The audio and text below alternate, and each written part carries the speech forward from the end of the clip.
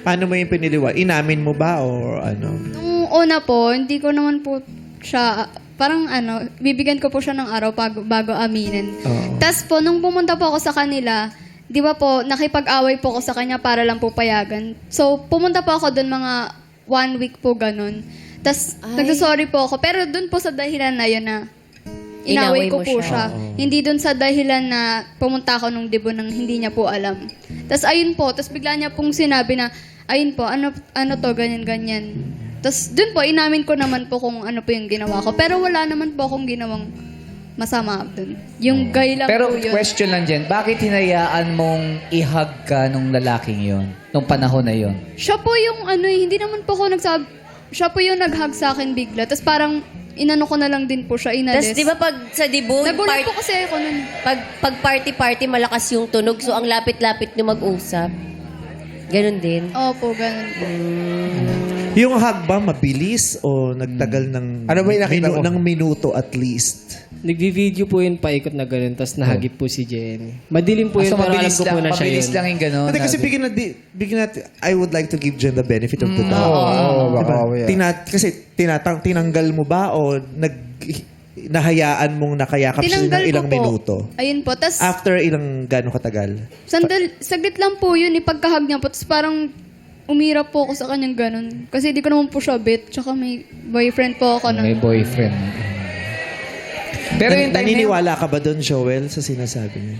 Sabi niya po eh. pero yung time na yun kasi magkaaway din kayo, di ba?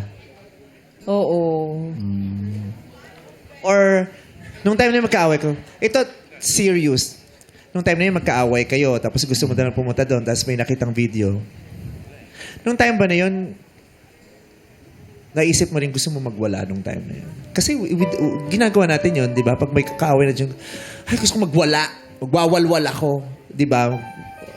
Nung time na yun, gusto mo bang Hindi po. YOLO?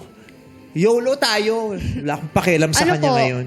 Gusto ko lang po mag-enjoy kasama po yung friends ko, ganun. Pero hindi ko naman po kasi ine-expect na ganun po yung gagawin sa akin ng guy po. Kaya po, nasira po kaming dalawa. Pero nung sa video na nakita mo, matagal ba yung yakap? O nakita mo tinanggal niya din? Clip lang din po yung video eh. Tapos ano pa yung kinuwento ng kaibigan mo sa'yo? Bukod dun sa video. Hindi na po siya nagsalita nung sabi niya, tanong ko na lang daw po kay Jenny kung ano po yung nangyari. Nirespeto niya din. Oh, again, Parang sila na mag-usap. pwede lang tayo mag-react pero hindi pa rin natin talaga alam kung ano Correct. ito. Totoo. Diba? Yun lang ang pwede natin gawin. Mag-react, mag-assume, mag-judge, but still, hindi natin alam kung ano totoong nangyari. Totoo. Si Jen lang naman din talaga ang nakakaalam at saka yung mga nakakita doon. Ebidensya talaga ang importante dyan. Hindi Kasi kahit si Joel nga, sabi niya, clip lang yung nakita niya, di ba? Hindi natin alam, enough ba yun? Di ba? Hindi. Pero valid clip yung na magselos siya kasi Yeah. nakita niya, magkahayak. valid din naman. Pero nauunawaan mo kung bakit, kung anong naging epekto nun sa kanya. Opo, naintindihan ko naman po. Kaso po, parang habang tumatagal, ano na po kasi, nagiging toxic na po kami pareho. Parang, dumating po sa point na nagagantihan na lang po kami. Tapos ayun po, doon na po kami naghiwalay. Tama yan. Hiwalay na kayo. Oo, kasi Nahirapan ka na rin ba Kasi sa kanila? ayokong ang hirap para sa kanila. Yung Oo, sitwasyon baka lumalim nila, palalo yung- gaaway kayo maya. Gantihan eh. Di kayo, wala Gantihan. kayong kapanatagan kasi hindi mo gusto yung mga kasama ng isa't isa, di ba?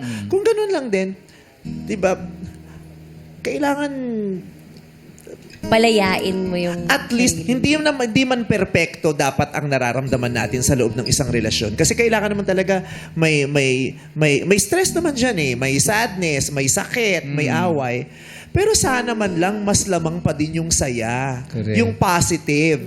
Kasi kung mas lamang na yung negative na nararamdaman at nangyayarin mo sa isang relasyon, doon na talaga ka mag-iisip-isip.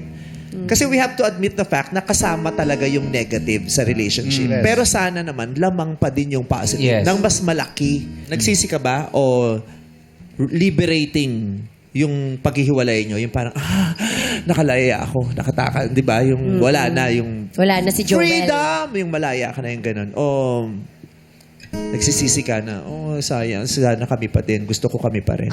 Sayang po kasi po bago po kami mag-break, di ba po, toxic na po kami pareho, ganon. Tapos parang, hindi na talaga siya nag-work. So, meron pa nga nun time, hinabol-habol ko po talaga siya nun. As in, suyong-suyo siya nun. Binabaliwala niya po ako ganun. Parang nararamdaman ko po na wala na lang po ako sa kanya, hindi niya po ako priority. Tas ako po, naisip ko po na, what if makipag-break ako kay Joel? Pero kunwari lang naman po yun. Tinetest ko lang po siya kung papayag siya. Pumayag. Ayun, pumayag. Tapos Aray. yun po, nagsabi po ako sa kanya na ayoko na. Tapos yung sinabi niya lang po, sige, wala na pong kahit anong explanation. Ginaw eh. Ayun po. Nasaktan talaga si Joel. Joel, ano yun? Dahil ready ka na talaga? Opo. Tapos, feeling ko naman po, bago niya po sabihin yun, pinag-isipan niya po. Ganun po. Oh.